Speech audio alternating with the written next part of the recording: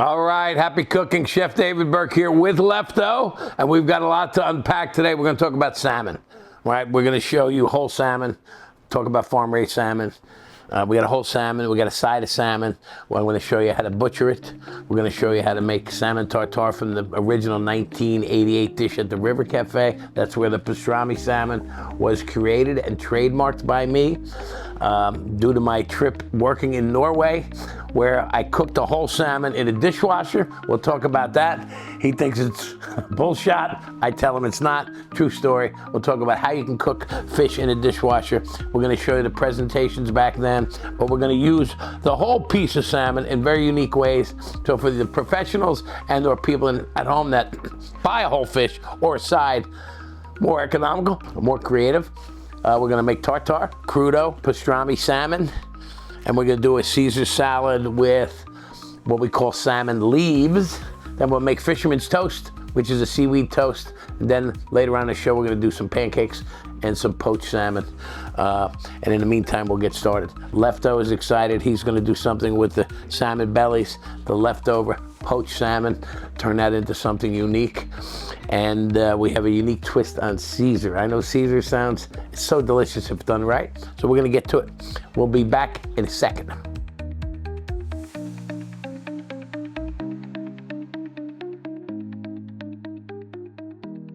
Yeah, so this is a Faroe Island salmon, which is close to Norway, where I once worked in 1982, between Iceland, Scotland, and Norway, the fjord area. So these are really highly recommended, sustainably raised, farm-raised salmon. You know, Off the Hook, who we buy a lot of our fish from, purveyors, they're pretty much experts on the fish seafood business. So this is what they sell. They recommend it for us. It's what we use in our company. So this is a beautiful looking whole fish. And here's a side. You can buy either way. If you do get like, look at this thing. And we were talking about how many fish get pulled out of the waters weekly around the world, but this is about as good as it gets. Thank you, Off the Hook. And now, to get to this point, right? You're gonna, you know, fish butchery is not easy, but once you get to know it, you know, you kind of come down this way.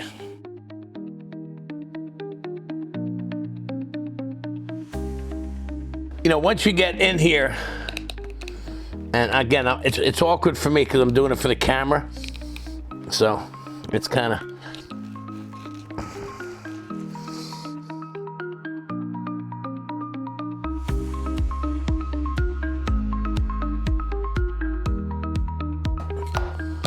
So now this side of salmon, not bad for a guy with a puppet. So I got this side of salmon. I'm going to move to here just so it's easier for me to work.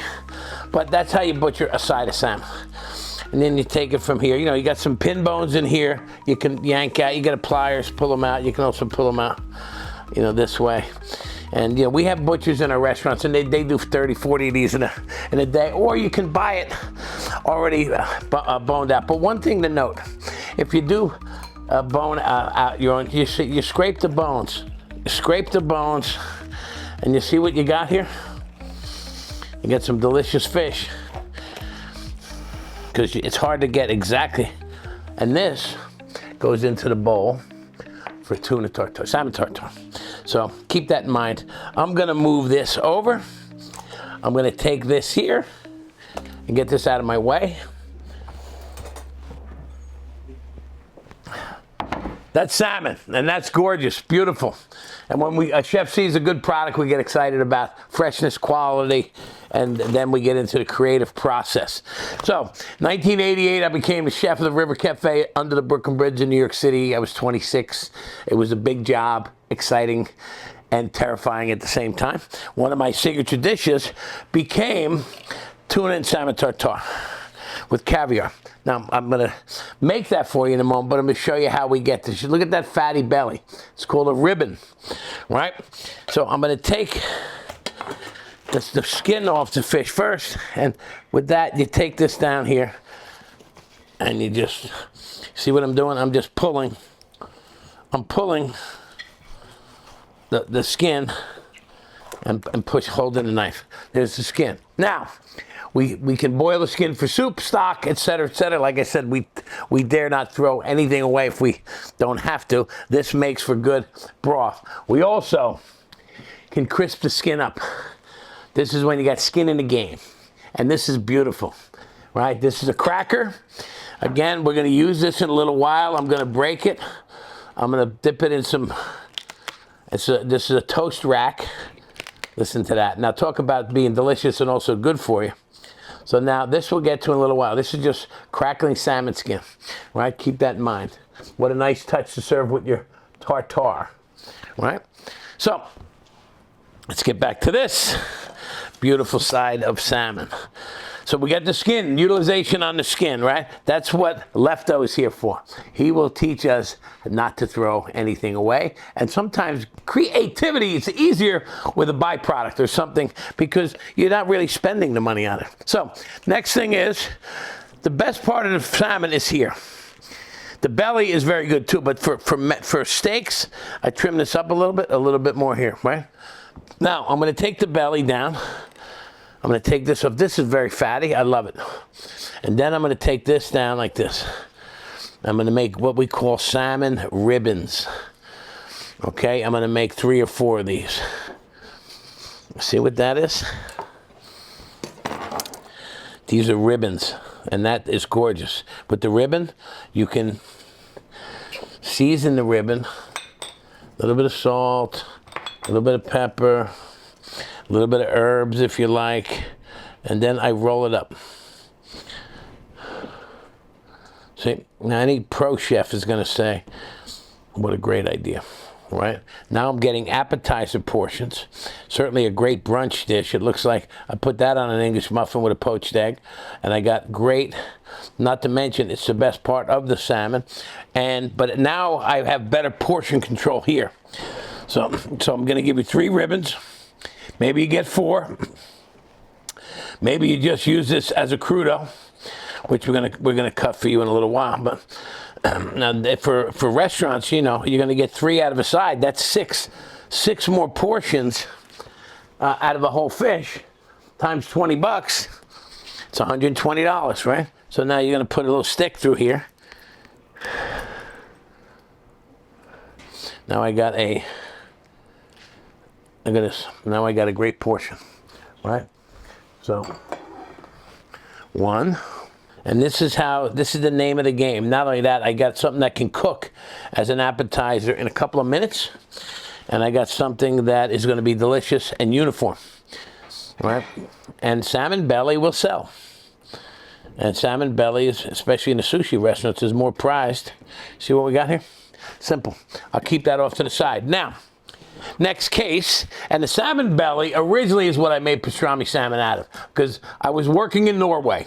They made gravlax every day, or every few days. Every household had gravlax, and even young kids would come in and slice away the salmon.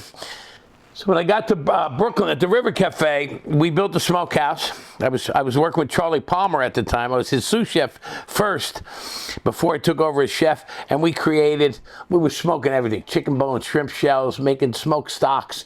We were smoking scallops and lobsters and lots of smoked salmon and chicken breasts. And we came up with using the bellies like you would use the belly of beef for pastrami. We designed the salmon bellies for pastrami.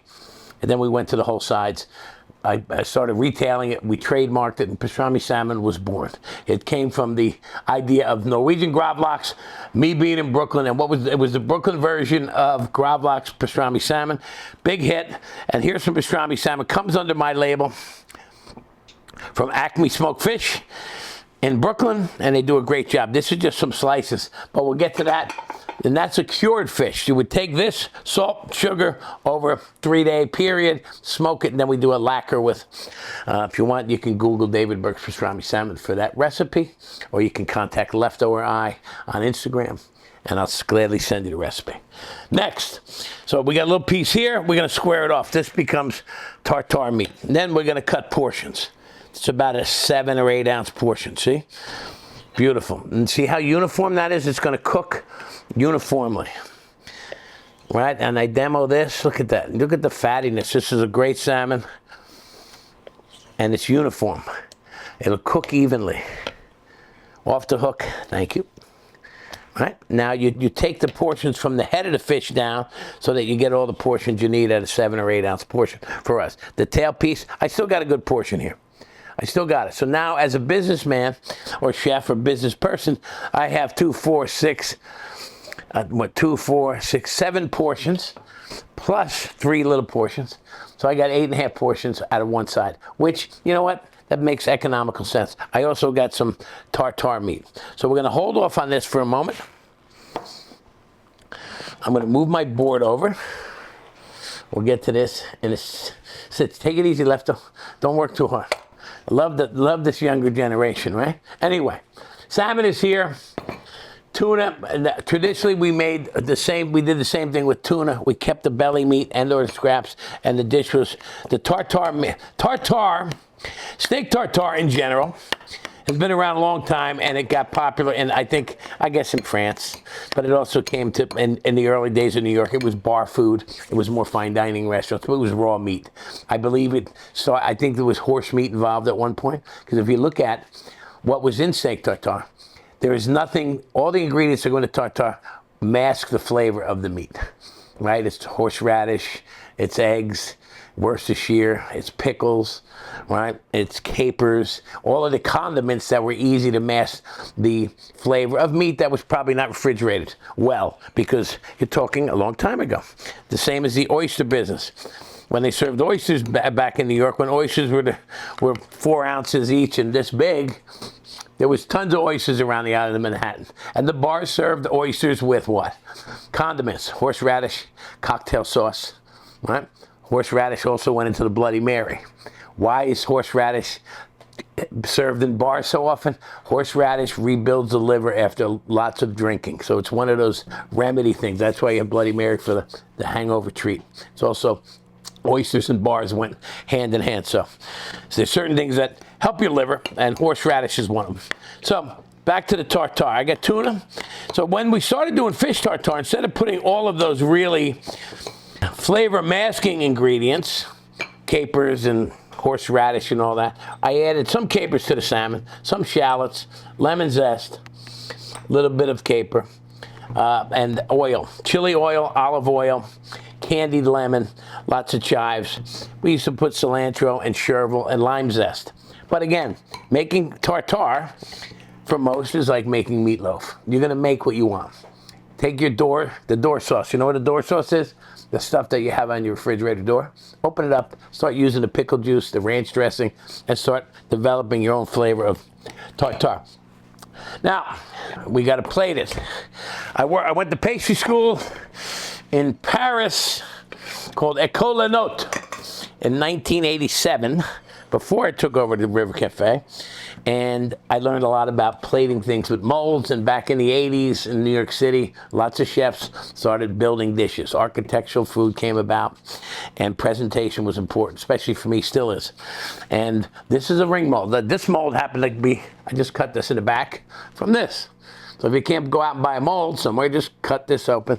You could also use for one-time use, you could use a paper towel roll cut with scissors. Mold goes in. Now, I need to take a little oil and just wet the inside. Now, my tartare has salt, pepper,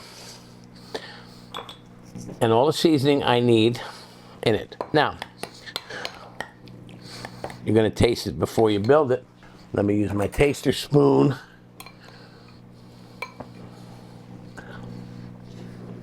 Good, good, good. I put the tuna in the mold. It goes down first. All right. You put the tuna in. You got to find a way to pack it in. Here. Understanding this is prime tuna, but again, the salmon, we're using some of the byproduct. The pieces you couldn't serve as the main course. Salmon will go next. Beautiful. And it's seasoned already. The beauty of this dish is actually, there's a lot of beauty in this dish. But now, because I was doing pastry, I called it a parfait, right? Parfait sounds good. You're in a restaurant, you're gonna say tuna salmon tartare parfait, right? Sounds good, charge more money. right? You got to make it look good. It's got to sound good. It's got to taste good. Parfait is sexy, right? And this is in my first cookbook. And this was one of the dishes we were well known for. Now, so you got soft meat, very delicious. Whipped creme fraiche comes next because parfait needs a little cream. This goes here. Now we're dressing it like a pastry chef would. Maybe this is not the Jacques Torres pastry hands, but this is a parfait. Now, in a restaurant, we would make 20 of these. In the afternoon, they'd sit, they'd bleed a little bit here. Now, that would sit. Then we'd take it off. Voila. Then for service, you take that off. Now, these fancy little potato chips are called gaufrettes, which means waffle. We would put a couple here like this, maybe one like this, and another one as a garnish. Again, we're trying to do artistic touches. These are chives. And this chive, we will try to get right through one of these little babies, or we'll put it this way. But there you go. I thread it through. Maybe I'll go this way with it. Now, I have sauces, different flavors, different levels of heat. That's an ají amarillo. This is a tomato miso.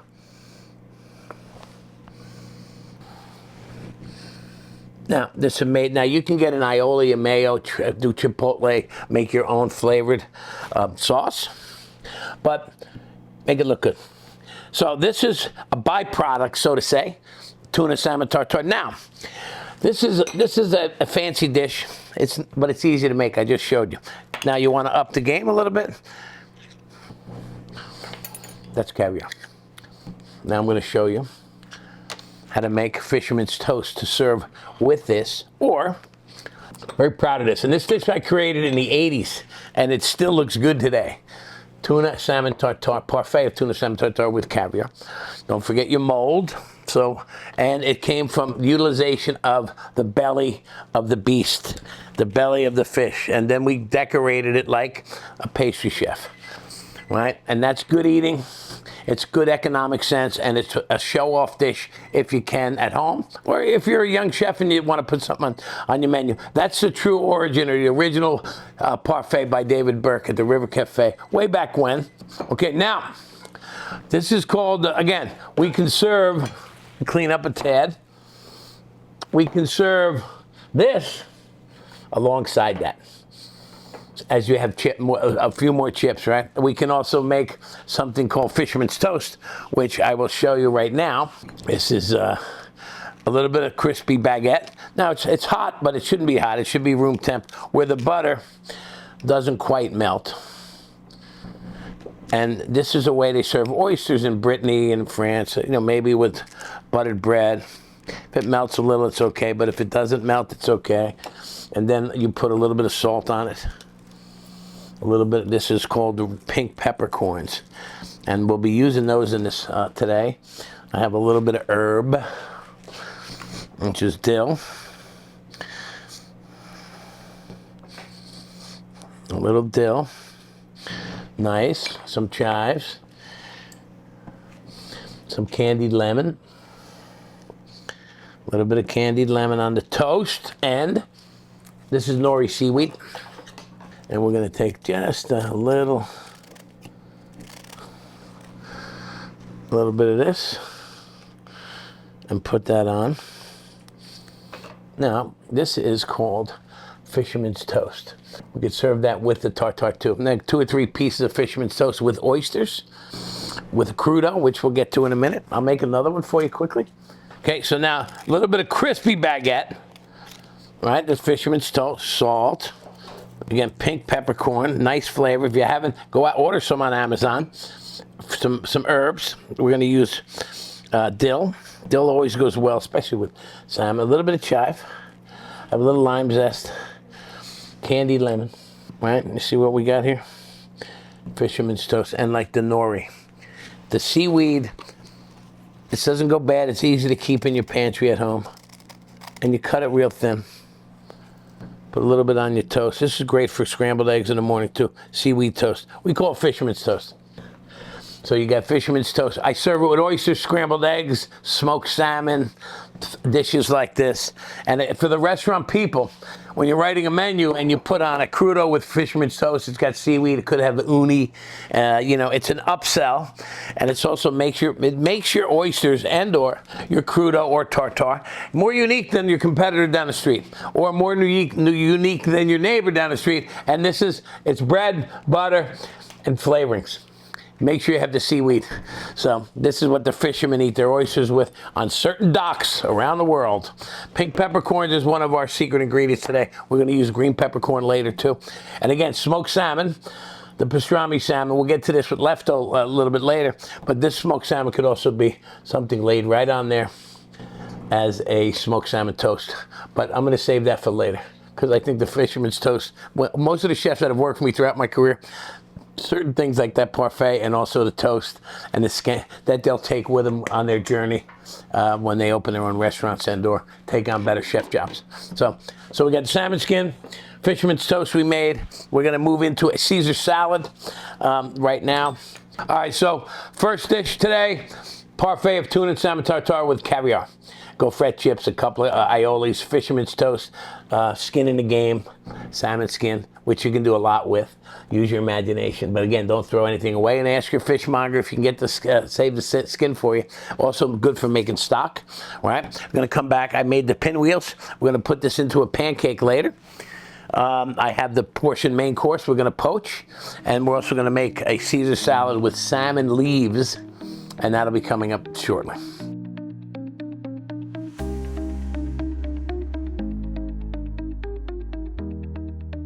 Okay, we're back, and Caesar salad is on the list of things to do right now. Caesar salad with salmon leaves, thin pieces of salmon can be coming from the belly. Again, just a recap, we have some belly ribbons, and I have some center cut steaks here now. We made the tartare, we crisped up the skin, fisherman's toast. I'm gonna do a Caesar salad with salmon leaves, and we're gonna do a crudo. Right, so I have romaine lettuce. I'm gonna peel. This is a little gem lettuce, which a lot of people make Caesar salad with. So you know you want to tear it up with your hands. Make sure your hands are clean, obviously, and a little bit of. And this is the romaine. Now some people cut the romaine in half and grill it. Interesting way to do Caesar salad. And you can also do the Caesar or just cut it this way and use your Caesar salad, which is a nice way for presentation, and because I already did it, we're gonna make it that way. So there's the one, and here's another method, right? So, and also the best part, honestly, is this, the gold stuff.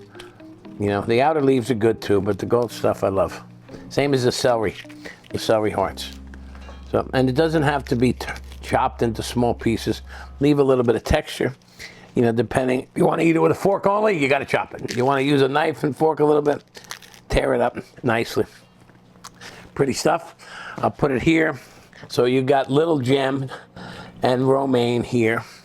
I like to use this confit lemon. I use it a lot. You know, when I worked in, again, I lived in Brooklyn years ago on Atlantic Avenue. They had a store called Sahadi, had Middle Eastern ingredients, and they had preserved Moroccan lemons and stuff, and that's how, and mustard oil and dry eggplants, and I got into a lot of that stuff. I also going to put a little bit of caper in mine. All right, again, and you customize it. Olive oil. I put a little bit of olive oil. This is not the dressing. I'm going to doctor the dressing. Like here, you're going to put olive oil and put a little bit in the ribbons here, so that you get lubrication and flavor. Lemon, all right? So you put a little bit of lemon here too. Brighten up your salad. Always add fresh lemon, even if you're using. This is my salad, my Caesar dressing from the restaurant. But I'm going to add, because flavors, they tend to, you make a dressing a week, 2 weeks ahead or a week ahead, you know, you got to bring it back to life. And we add some fresh lemon zest. You know, that way it's fresh. Any acid, the perfume of the zest, right? I got a little bit of anchovy here. Anchovy paste. I'm going to bring this in there, bring it alive. So now, if you like anchovies, and you like, I got garlic here. This is roasted garlic, but you know, I squeeze in a little bit of paste. Roast garlic is phenomenal. If you want to learn how to make it, all you can do is put it in the oven and roast it with oil. It becomes like peanut butter. And boy, is it good as a puree or an added ingredient, and also roast garlic oil. All right, a little bit of cheese here. And anyway, I'll get to you in a moment. So, now don't be afraid to add a little water if you think it's too thick also. But anyway, I'm going to throw this into my chopped salad, and then here I'm just going to paint it over. See? That's one way of doing it. And here's another. Now, what we're doing is, so this one's going to get tossed. That one doesn't need to get tossed because it's one piece. But you could, you know, we got enough olive oil, lemon, and all that on here. You put a little salt, pepper, a little salt, pepper. Again, you want to throw some herb on there, you can. That's it. Let me get a bowl for this Caesar salad. So we get two bowls. This one and this one.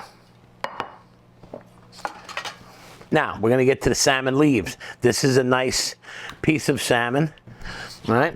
So a salmon leaf is just, it's like a crudo. 1, 2, 3, 4, 5, 6, 7, 8, 9, 10. Okay.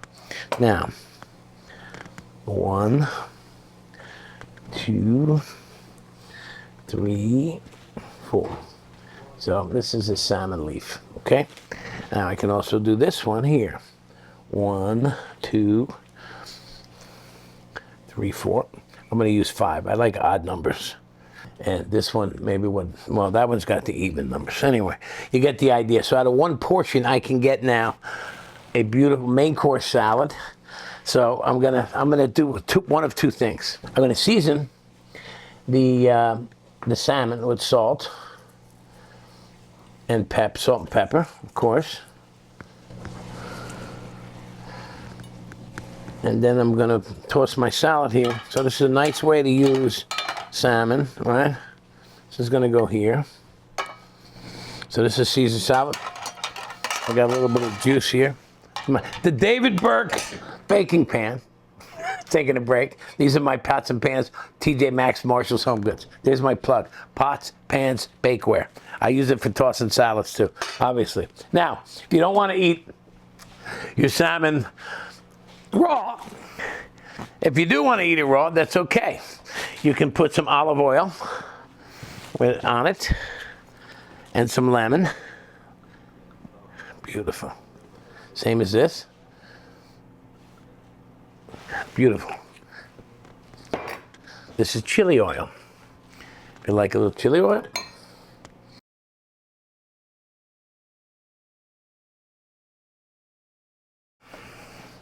Open. Now, if you want, you can cook it slightly. And we talked about grilling your romaine. So like the sushi guys do, you blowtorch it. If you want, or you just bake it. Right? Then you got a char. That is quite acceptable. Right? This side here, now if you don't want to cook it, you can just do this. Cook it in a saute pan and put it on the salad, or do it like I just did. Give it a little torch.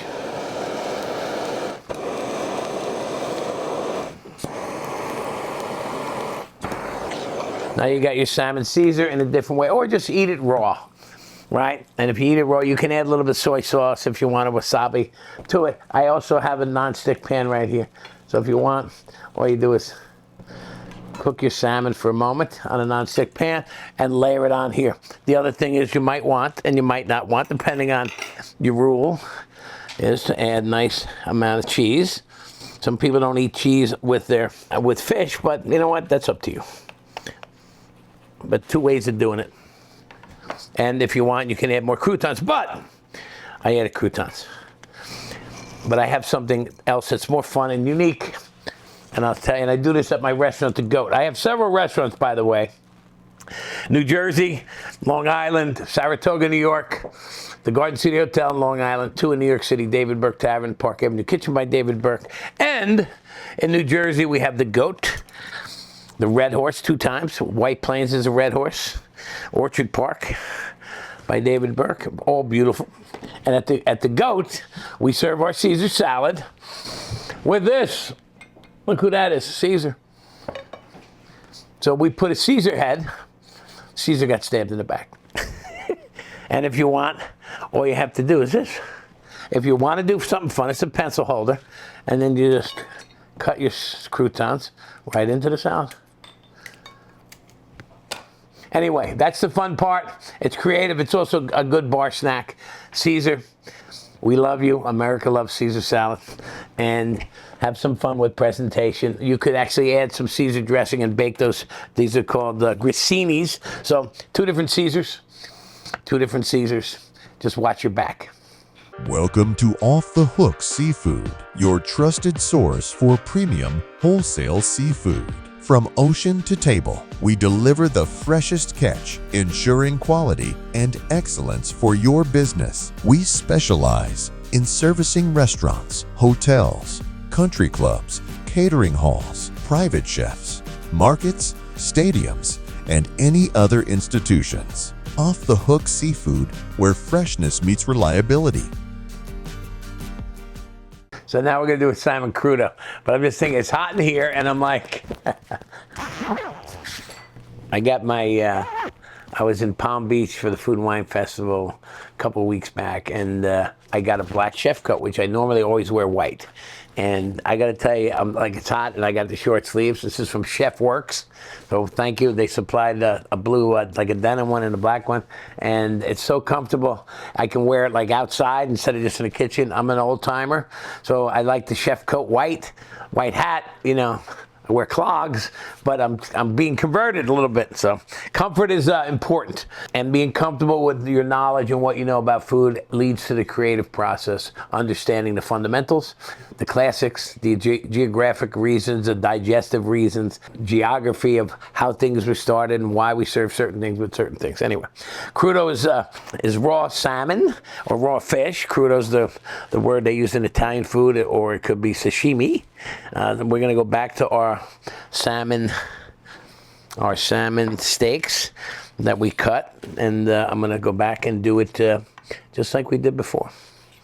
And you see, you have now cut this piece in half, and I'm going to, you know, again, the thickness depends on what you like, if you're going to eat it raw or cook it. But I got 3, 4, 5, 6, right? Now, with crudo and the sauces, you got to find a blend, a balance, right? You want some spice, you want some umami, you want some, you know, salt, pepper, you want some texture, you want some highs and lows, some citrus, some heat, all those things. And we'll teach you how to build that flavor. You also want some pretty, right? You want some vegetable. I got these are watermelon radishes, so I'll put some of these down. I mean, they're just stuck together. There's nothing, I could put them any way I liked, but we'll do that pattern. And then I'm going to put the salmon this way.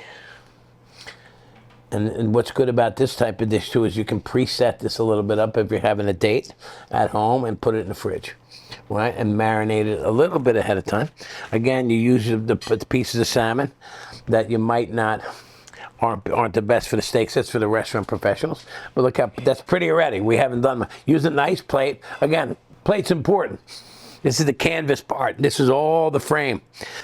So you focus, you know, try to get an idea of what you want it to look like before you plate it. When we design dishes as chefs, we know, at least I do, somewhat what it's going to look like.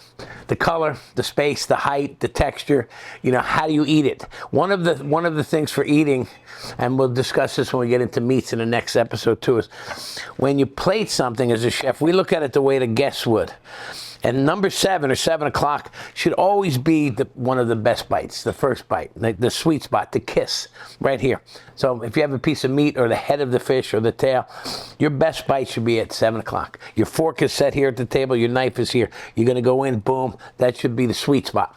Because that's the first bite is like the first kiss, you're going to be judged. So make it happen. So salmon, watermelon radishes, right? I'm going to add a little bit of salt now, nice coarse salt. And then we're gonna make our dressing. Now, I don't have a recipe, but I'm gonna teach you how to think like a chef.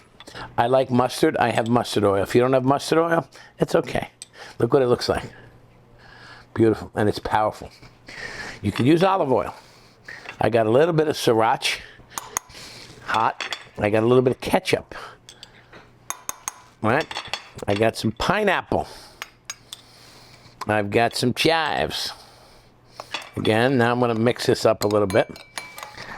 I got some ginger. I got some jalapeno and some sesame seeds. So now I have a little bit of a paste, right? And now I'm gonna add some orange juice, right? Acid, good amount, ceviche, sesame oil. This is strong, so go easy. And a little soy, salt, umami. Right now I'm talking. Now if you want, you can add something sweet too. The ketchup's got a little sweetness in it, but look at that. Now, I'm gonna add a little bit more OJ, thins it out. And then I'm gonna go back with some more green.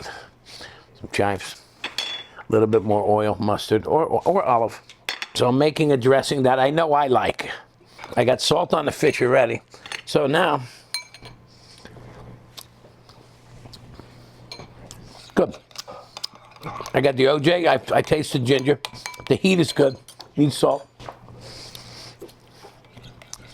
Could add a little more soy. And now I got a liquid. Now this will sit, I can make this a day ahead. And that pineapple I'm gonna add back in, and that gives me a nice, that's a cooling piece. Look, that's it, that's my sauce. See? And this is crudo. Now this can be kept for a week, 2 weeks. Again, use your door sauces in the fridge and your condiments from your, and boy is it good. It really is. And use the stuff that you like and come up with your little balance of what you like. I got a little tarragon here. All right, a couple of leaves. All right. I got the basil. Someone took my knife away. Basil. And if you wanted to, you could add a couple of pieces of crouton, or more importantly,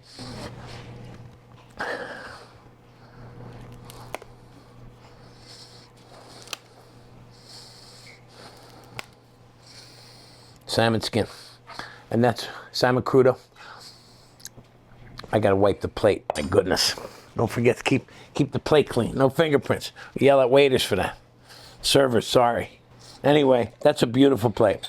And delicious and easy to eat, light, healthy, got tons of flavor, utilizing the byproduct, the salmon skin, the belly pieces. So here you go. We're gonna go into a salmon pancake now. Lefto's gonna get involved because he hears the word pancake, he jumps. Salmon pancake, with this. This will be cooked inside the pancake, the salmon ribbon. And we're gonna show you how to make a caviar beurre blanc. You've heard of beurre blanc. We're gonna demystify what it is to make a butter sauce. Beurre blanc means white butter, but it's a butter sauce that has lemon and white wine, shallots, and butter, and we're gonna make that in the pan. This crudo is beautiful. Okay, so we're making our way through this whole fish, right? We're gonna make pancakes now. Lefto's in the game. Come here, buddy. Let's talk about pancakes. So hopefully he can help me with this. So we have the ribbons, which he helped us make. Look at these, very nice, right? So let's talk about salmon in general. I had mentioned earlier, I poached the whole salmon in a dishwasher when I worked in Norway. It's 1982. I just got out of the Culinary Institute of America. And Prince Charles was coming over to the estate I worked at for brunch. And I told the owner of the home that I would poach a whole salmon. Although after dinner Saturday night, I didn't have a salmon poacher. I had nothing big enough to put the salmon in. I wrapped the whole fish, saran wrap with herbs, put it on the top rack of the dishwasher. Took me 4 cycles. I was up all night, every 75 minutes a cycle. Came out perfect. It was a smaller salmon than what we have today, but it worked. So don't bust my you-know-whats. He didn't believe me. It's a fact. I also did it on a Today Show with Al Roker many years ago. And you can do white meat poultry and or salmon salmon in a dishwasher, right? So don't mess with me, pal. I know the truth sounds bizarre, but things work. It's like a steamer. It's actually like a sous vide. So that gets to that. But pancakes is a great way to utilize leftovers instead of bread. You can hide your meatloaf, your leftover ham, pork, chopped things, mushrooms, vegetables in a pancake, okay? So we're gonna get to that right now. Lefto, take a back seat. So his job is to try to outdo me with his leftover ideas. So this is his game. Get back in the pot. So we did the salmon ribbons, which is utilization of a good product, right? So, and I have a pan here.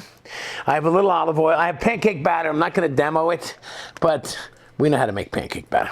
You can use boxed. You can make your own. Okay? So I'm gonna make this. Most pancake batter, people think pancakes, oh, they're sweet. They're not sweet. Don't put any sugar in it. You don't have to put sugar in it. And use it as a bread. Okay, I got watercress puree or pesto, right? So I'm gonna make one first. I'm gonna make one plain one. Right, and get it about this. Now, there's a famous chef named Georges Blanc, and I worked in him for a very short period, and we worked together on Singapore Airlines. We wrote menus with Gordon Ramsay, Georges Blanc, myself in the 90s for Singapore Air. I got to know him, and he's a gentleman, but he owns a restaurant called Georges Blanc in Vonas, and he had something called potato Vonas, which was a potato pancake with salmon, and this is kind of where this dish comes from. Don Pintabona got me a job there, another great chef. And so this is another, here's the watercress puree. So I'm gonna make a watercress pancake now. It's an herb pancake. See how we did that? We just take some puree. So you got pancake batter, watercress pancake, which is delicious. And again, you can make a mushroom pancake, a saffron pancake, a tomato, take the condensed tomato soup and add it to your pancake batter. And this is a blini. So you got a plain one, which we're making, and you've got a watercress one. And the watercress one, I'm gonna add a little bit more sauce. Then we're gonna teach you how to make a beurre blanc. But you read all the time, oh, it's a beurre blanc, or you read it on the menu. It means white butter or creamy butter sauce. You know, we all know what drawn butter is for lobster. Beurre blanc is butter that's creamy. It's still emulsified, right? It's like a cream sauce, but it's made out of butter, and it's got acid, and it's fabulous if it's done well. If it's not done well, like anything, it's not fabulous. But there's a way to make it, and there's a way to fudge it, like anything. So here we have a pancake. It's moving a little slower than I'd like. But that's okay. And then I'm going to put my green pancake in. This is a watercress pancake. And lefto, people like pancakes.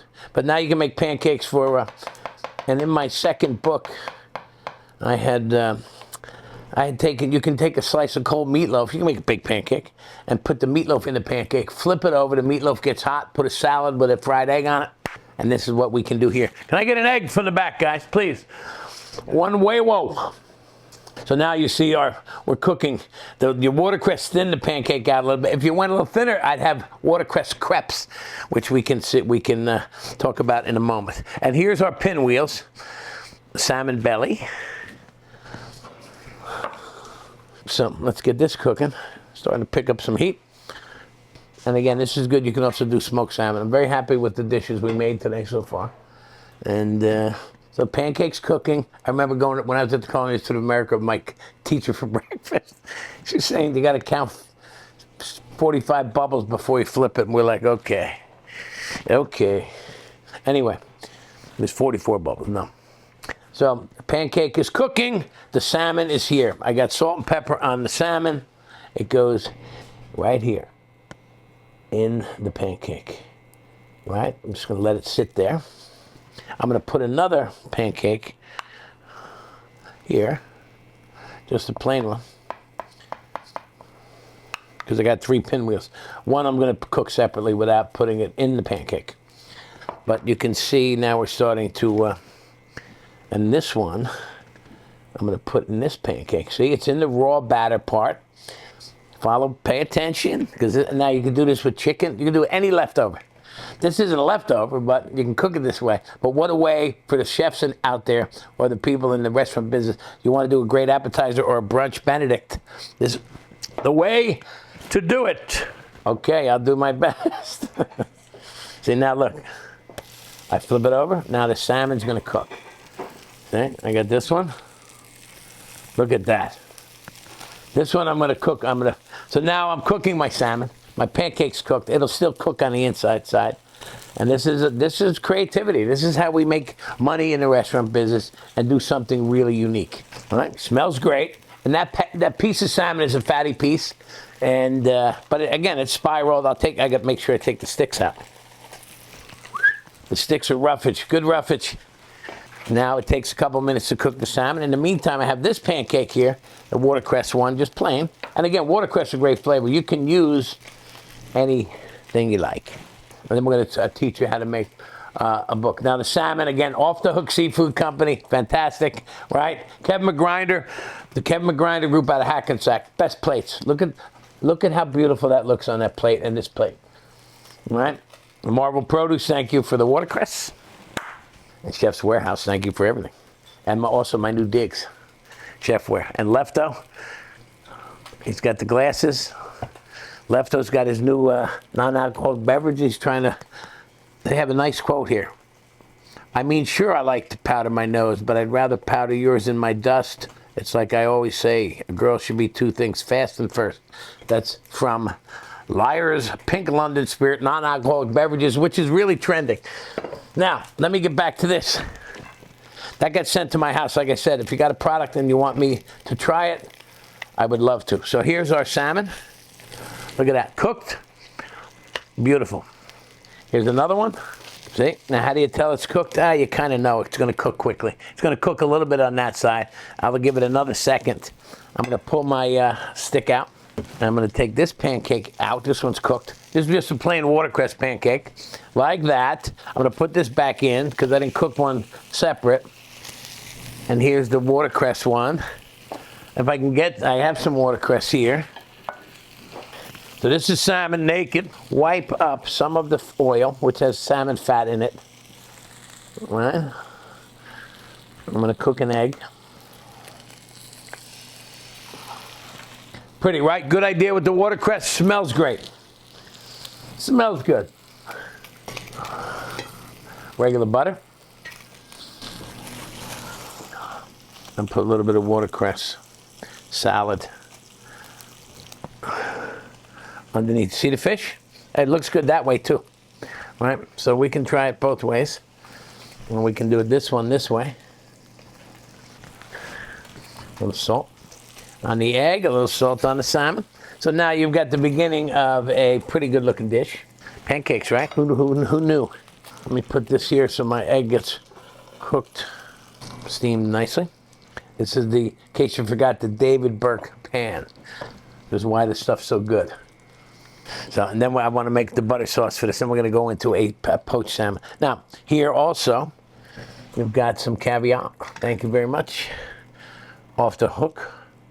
Look at that. So now you've just taken a dish. I got too much garnish here. I'm gonna clean it up. That's the regular pancake. That's the watercress pancake. That's the watercress pancake just solo, which so good. Now again, seaweed would be great inside that pancake or as a garnish. So there's the other belly. And look at this alone, just this alone, that belly spiraled like that is fantastic. So here's the egg. So this is my salmon. This is cooked medium rare now, right on top of this one. Bingo. So I'm not going to ruin the presentation with the egg on it, but I will put the egg on this one. Okay. I'm ready. Okay, beurre blanc. Beurre blanc is white butter, creamy butter sauce. The best way to make it, you need acid, you need shallots. You need vinegar, white wine, lemon. Or you can do it with red wine vinegar. It's called beurre rouge. That's different. We're not going to get into that. But you need shallots. You need white wine. Good amount. And I got some vinegar, and I'm going to add some lemon juice, right? This is the acid that helps keep the butter emulsified. Butter's already emulsified. Comes out of the cow emulsified. 20% Depends on how much fat it is versus water or milk, solids, etc. But you're just going to keep it emulsified. I got lemon juice, and you can add zest also. But that's our acid base, right? Some people put heavy cream in. Feel free to put heavy cream in if you want to play it safe, but it changes the texture. And it's not, see, we're just cooking along, and it's boiling. It has to be boiling when you're adding the butter.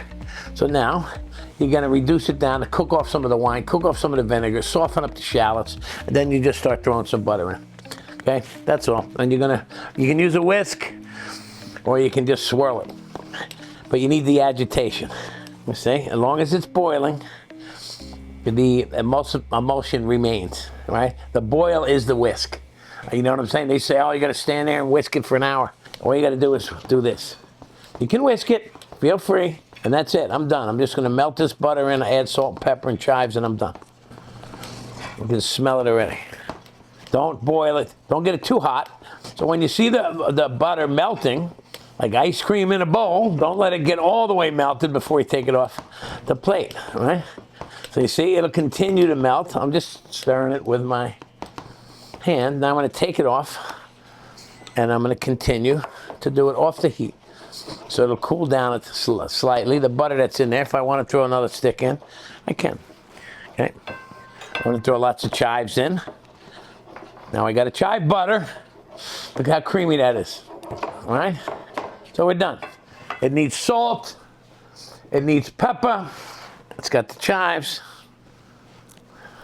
And that's our butter sauce. Thank you very much. I'm very proud of my beurre blanc. I learned it by a chef in the city. And goodness, you gotta wipe my spoon. That is good. And look how beautiful that is. Look at the texture. Okay, now here you go. That's your beurre blanc. This goes with any fish, chicken, pancakes, of course. And you could add other flavorings if you want, but this is the classic. Look at that. And if you learn how to do this, what's better on pancakes? So butter, you could put a little maple butter too if you were doing a chicken. So you know how to make a butter sauce now. Look at that. And I forgot this one. Now, if you want, you can also take some of the butter sauce with your watercress puree. Now you got watercress butter.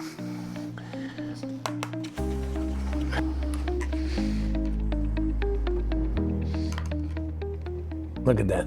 Salmon, steak, and eggs. Watercress. Now you're cooking. I know it's hard to make sauces at home, so I'm trying to teach you the fundamentals and the basics.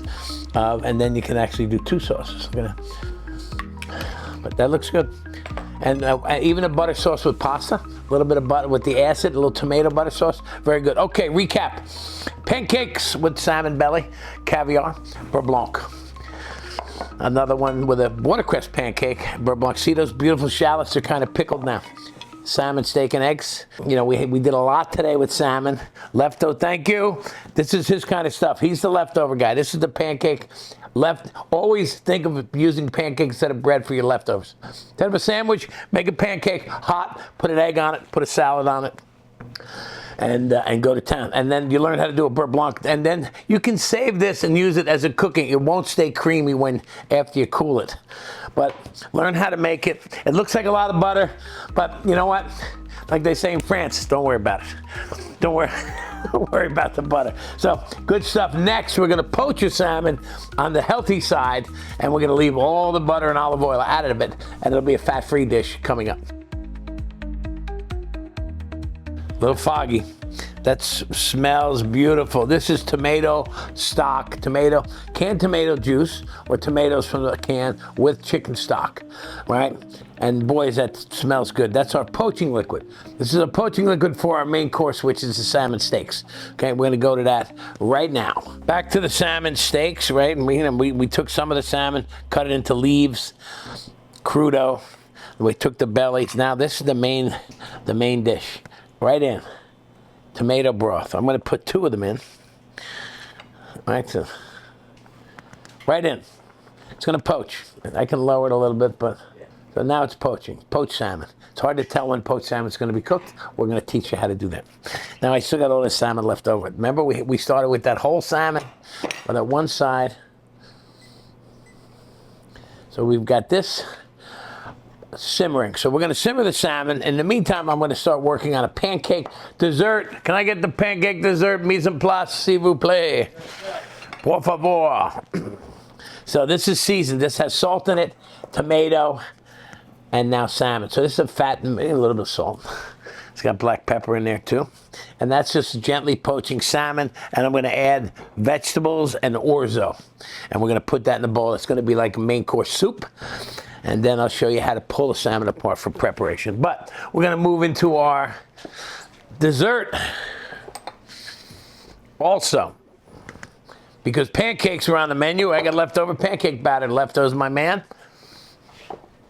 Got the pan, the non-stick pan. And we'll slowly let that poach. As you know, you probably know, I have a bakery called the Dixie Lee Bakery in Keensburg, New Jersey. 85 years old, 87 years old now. We bought it a couple years ago. It's famous for black and white cookies. So we're going to make black and white pancake.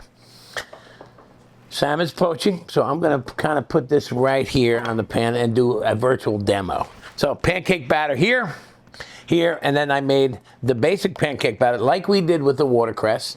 I added cocoa powder and some melted chocolate. All right? So here's what you're going to do. You're going to melt your butter. I'm going to melt my butter in the pan.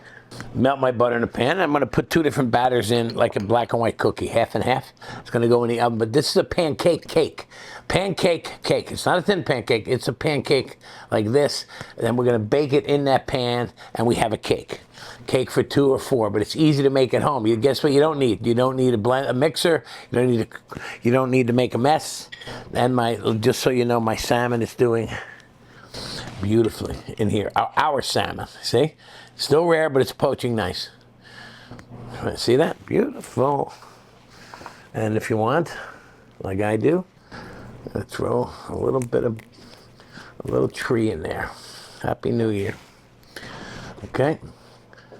So, always adding flavor, building flavor, perfume.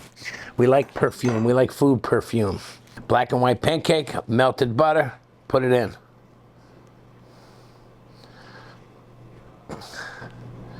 See what I got? Okay, that's going to start cooking here. It's going to go into the oven, okay? And we're going to bake it. And I'm going to do that now. I'm going to put it right in the oven. I got the pancake in the oven. Looking for the one that's pre-made, but let's go back to the salmon. So the pancake's in the oven. We'll get to that. Now back to our salmon that is poaching. It takes a few minutes to poach. Now we're going to add bell peppers, red and yellow, and eggplant. Takes a couple minutes to cook those. The zucchini and yellow squash take a little less time. But look at that. See, look at that salmon. It's still rare. Don't get me wrong. It's not cooked yet, but it's getting there.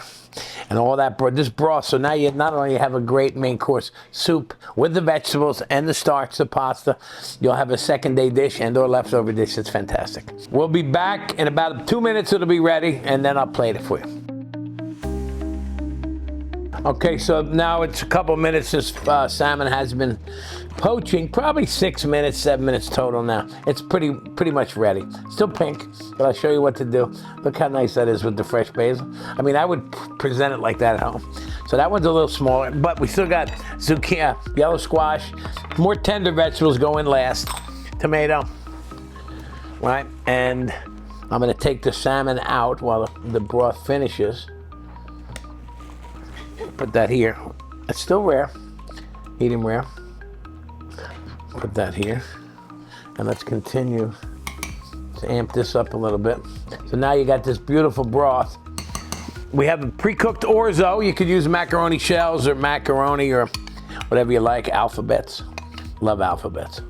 Now this, depending on how much you want in there, it's going to thicken it up also. But if it's a pasta dish, you add more. but I tend to like the orzo. So I'm gonna add it all. Okay, salt, pepper. We added basil, we got basil. Here's my fish. So the fish is poached. I got the gloves here, so I'm gonna show you a couple things. Sometimes it flakes up a little bit, which is okay, because you can always open it up to see if it's cooked. Okay, so you see the salmon? You got a piece like this, you can just rip it apart like that, right? And you see how it flakes up? You can see it's cooked. Right, perfectly cooked actually. And that's the thinner of the two. So there's two ways to do this. You can put the salmon, let me get rid of these. Right, I'm gonna build the salmon in here. Right, like this, and I'm gonna intentionally flake it up and make it look architectural. You see? This one, on the other hand, I'm gonna do the same. I'm just gonna pull it. See how pink this one is? A little bit pink, but actually beautiful. Now, that's called torn salmon. And that's one of the things I used to do with, and I could always tell how my fish was cooked before it went out. So just another plating technique. But also for the home cook, you get to see whether it's cooked or not. And for example, and then you can add the hot broth to it. So here's my broth with the orzo. I'm gonna salt. Now you're gonna add a little bit of salt to the fish because it wasn't really seared and seasoned. Right? I'm gonna add couple more leaves here, and I'm gonna put some of these leaves right in the bowl, so I get that fresh. What do we talk about? Perfume. Look how thick the orzo got this, right? So what you have to do is you smell it and you taste it, and you adjust the seasoning. Now here, I'm gonna put a little bit of black peppercorns right on the salmon. Again, I want texture, I want bite, I want surprise.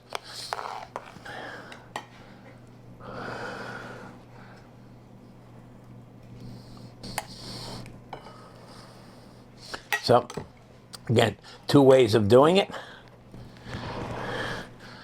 Right, you got a salmon, it's kind of like a stew, or poached with orzo and ratatouille vegetables, fresh basil. If you want, you can add some fat.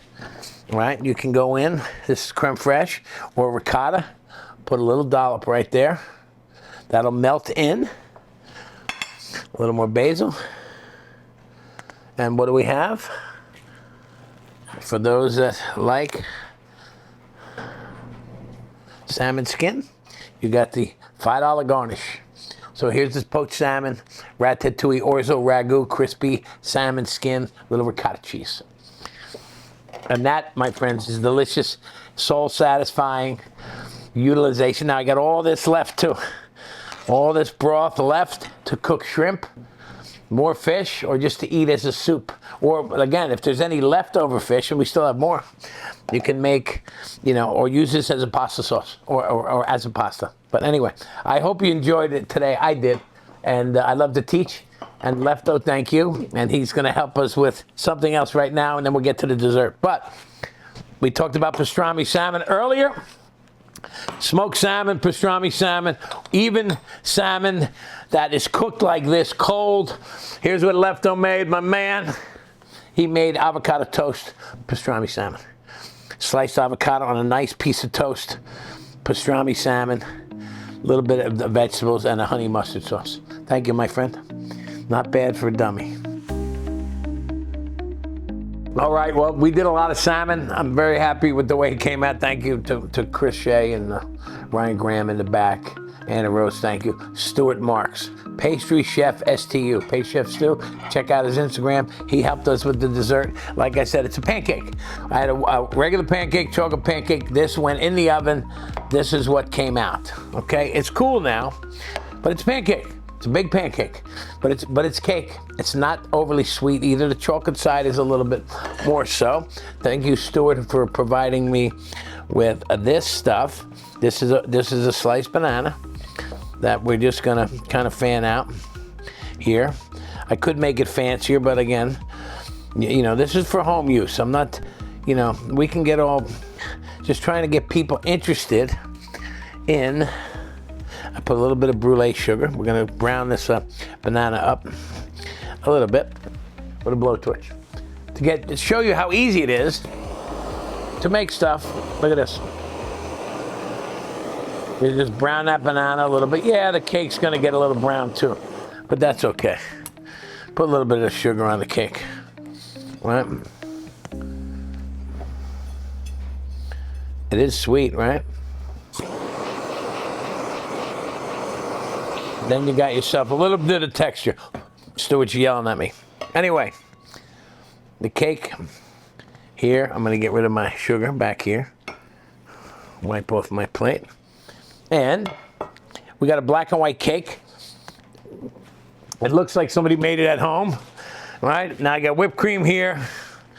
And again, you put it in a bag. Now the pancake obviously cooled a bit. I'm not bad with a pastry bag. Okay, I'm gonna throw some raspberries on. Again, this is my, again, don't get upset, Stu. And I got some crispy meringues. These are easy. Google it. Make a meringue stick, cigarettes. Sometimes we put curry and lemon and different flavors in it. Get creative. And here's our, because we got bananas, we added Curious George here. And if you, Stuart gave me a bottle of champagne. Happy New Year. And we love you, Stu. Chef, pastry chef STU, if you want to follow Stu. He's a world-class guy, and this is never, it's kind of fun, that's why I put so much, but here you go. This is a pancake with whipped cream, berries, bananas, and a couple, if you want, buy your own cookies. Get texture, get flavor. You can put raspberry sauce or chocolate sauce, but that is something you can make at home, right? Just get creative, get outside the box, right? This is a pancake. Add some chocolate, make it, let it cool. Throw some, even if you use whipped cream from the canister, whatever they call that, ready whip, and some berries. You can buy macaroons if you want it. The cookies are different, but you know, that's a whole nother level of pastry. But that's what we do at the restaurant. We're craftsmen and women and craftspeople, and we like to show off and impress. And that's part of being a chef, and it's part of what we call culinary religion. Believing in what you do and doing it correctly. Have a great day. Thank you. We'll be doing more episodes, and keep watching me and Lefto. Lefto, thank you. Without you, this show would not be inspired. And he's not that dumb. He's pretty good. We had a good day. Thank you.